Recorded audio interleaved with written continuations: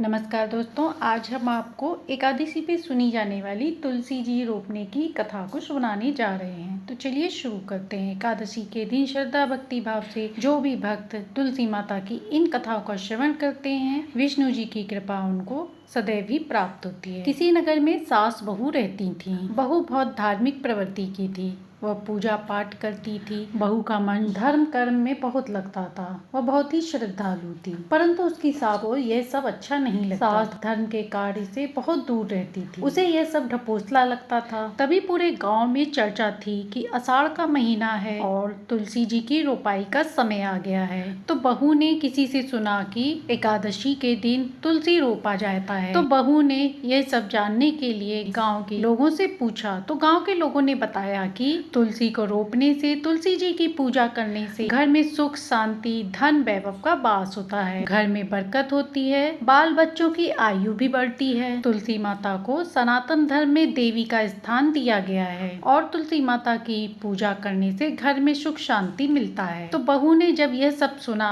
तो आके अपनी सास को बताया कि माँ जी, एकादशी के दिन सभी गाँव वाले तुलसी को रोप रहे हैं, तो हमें भी तुलसी जी को रोपना चाहिए। ऐसा करने से घर में सुख शांति समृद्धि और वैभव का वास होता है। घर में अन्न धन की बढ़ोतरी होती है, साथ ही बरकत होती है।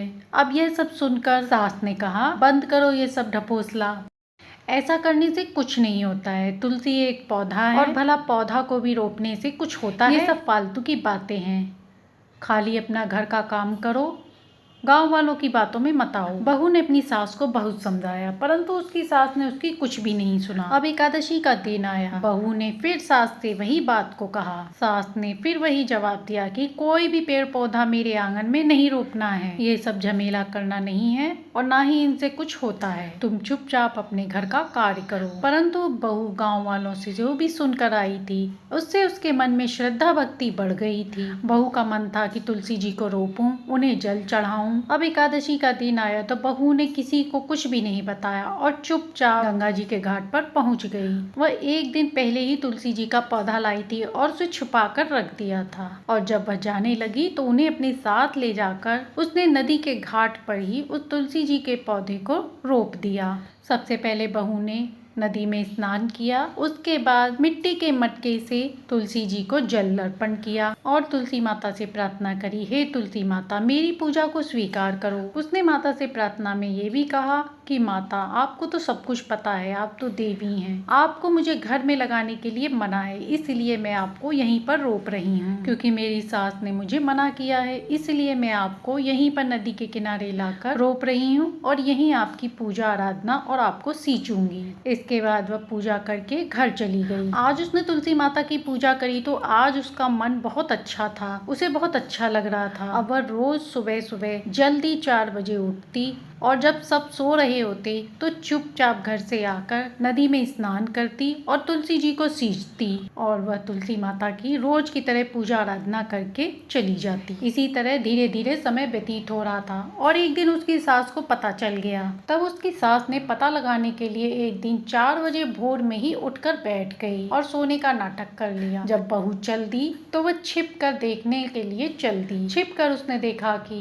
नदी के घाट पर ही उसकी बहू ने तुलसी का पौधा रोपा हुआ है और वहीं पर वह उनकी पूजा आराधना कर रही है। अब जब सास ने देखा तो वह जल गई। अब अगले दिन उसने मिट्टी का मटका बदल दिया और कच्ची मिट्टी का मटका बनाकर अंधेरे में वहाँ पर रख दिया और सोचने लगी कि देखती हूँ अब कैसे ये तुलसी जी को सींचती है। बड़ी पुजारिन और बड़ी भक्तिन बनी है, अब देखती हूँ कैसी पूजा करती है। बहू सुबह सवेरे 4 बजे उठती थी, तब अंधेरा रहता था और बहू को पता भी नहीं था कि उसका मटका बदल दिया गया है। क्योंकि अंधेरा था और मटका वहीं रखा था जहां वो रखती थी, तो उसने वही मटका समझकर उसे उठा लिया और लेकर स्नान करने नदी के किनारे चल दी। जाके बहू स्नान करने लगी।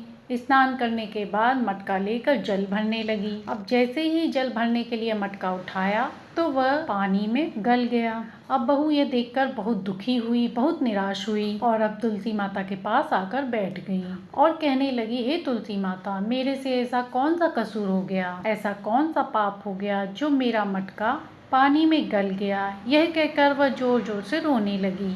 अब मैं कैसे आपको जल से सींचूं, ये मेरा से क्या हो गया, मेरा ऐसा क्या कसूर था। अब यह सब कहती हुई बहू वहाँ पर रोने लगी और कहने लगी, हे तुलसी माता, मैं आप पूजा आराधना कैसे करूं, मेरा तो नियम ही टूट गया जल चढ़ाने का। अब मेरा नियम पूर्ण कैसे होगा, मैं क्या करूं। बहू की ऐसी सच्ची भक्ति, सच्ची निष्ठा को देखकर तुलसी माता वहाँ प्रकट हो गईं और उन्होंने बहू से कहा कि मुझे पता है कि घर के आंगन में तुझे तुलसी लगाने को मना है। ये जो काम है वो तेरी सास का है, क्योंकि उसने कच्ची मिट्टी का मटका बनाकर तेरे मटके की जगह पर रख दिया था, जिससे कि तू जल न चढ़ा सके। और तू दुखी मत हो, क्योंकि तूने तो मुझे अपने आंसुओं से ही सींच दिया है। तेरा कोई भी नियम नहीं टूटा है, क्योंकि सब जल में सबसे श्रेष्ठ नेत्रों का जल है। यदि कोई भी व्यक्ति सच्चे मन से अपने नेत्रों के जल से किसी भी मूर्ति का अभिषेक करता है तो उसकी समस्त मनोकामनाएं पूर्ण हो जाती हैं। तुलसी माता ने बहू से प्रसन्न होकर उसे एक सोने का मटका दिया और कहा, इसे घर ले जा और आज से अब इसी मटके से तू मुझे सींचा करना। अब बहू उस मटके को लेकर खुशी खुशी घर आई। घर आने पर सास ने सोने का मटका देखा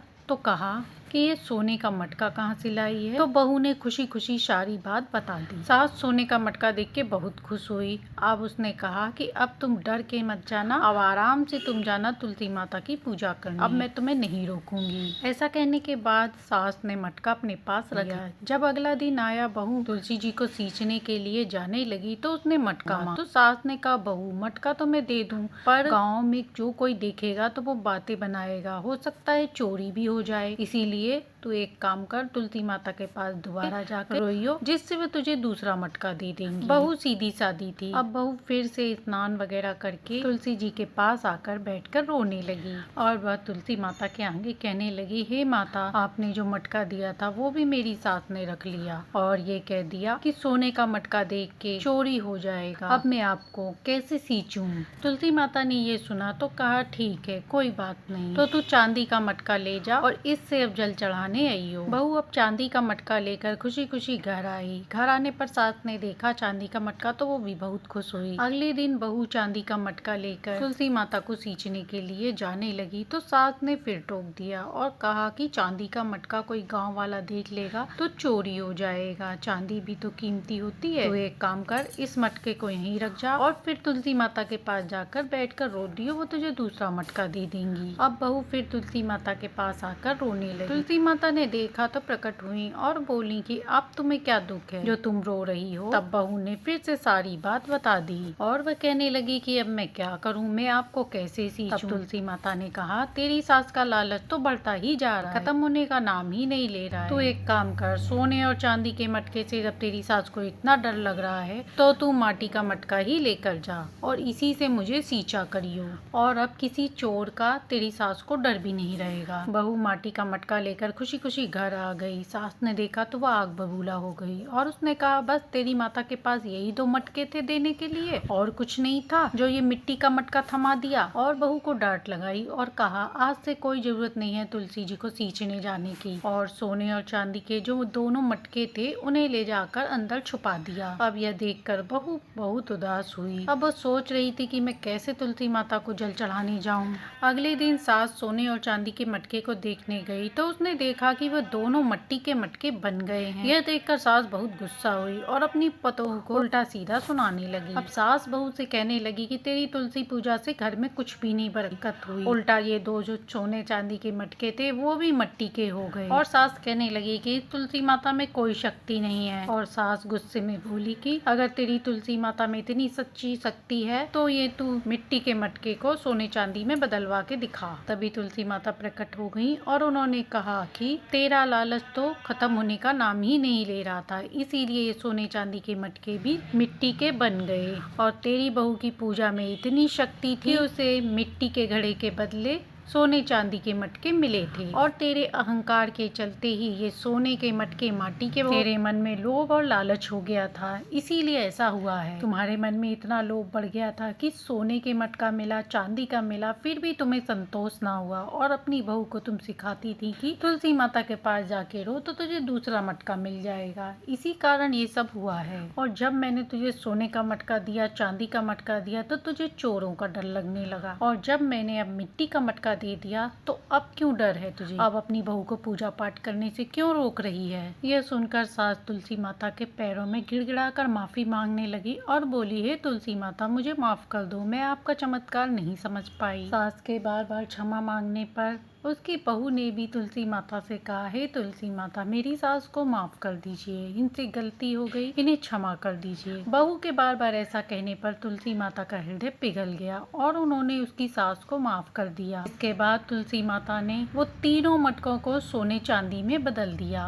इसके बाद माता ने प्रसन्न होकर कहा कि आज के बाद जो भी इस कथा को कहेगा, सुनेगा, सुनाएगा, उसके घर में अन्न धन की बढ़ोतरी रहेगी तथा सभी सुखों की प्राप्ति होगी। उस दिन के बाद से अब सास भी बहू के साथ तुलसी आराधना करने लगी, उनकी पूजा करने लगी, दीपदान करने लगी, जिससे तुलसी माता अत्यंत प्रसन्न हुई। तो ये थी एकादशी पे सुनी जाने वाली तुलसी माता की कथा। यदि हमारी कथा पसंद आई हो तो लाइक शेयर सब्सक्राइब करें।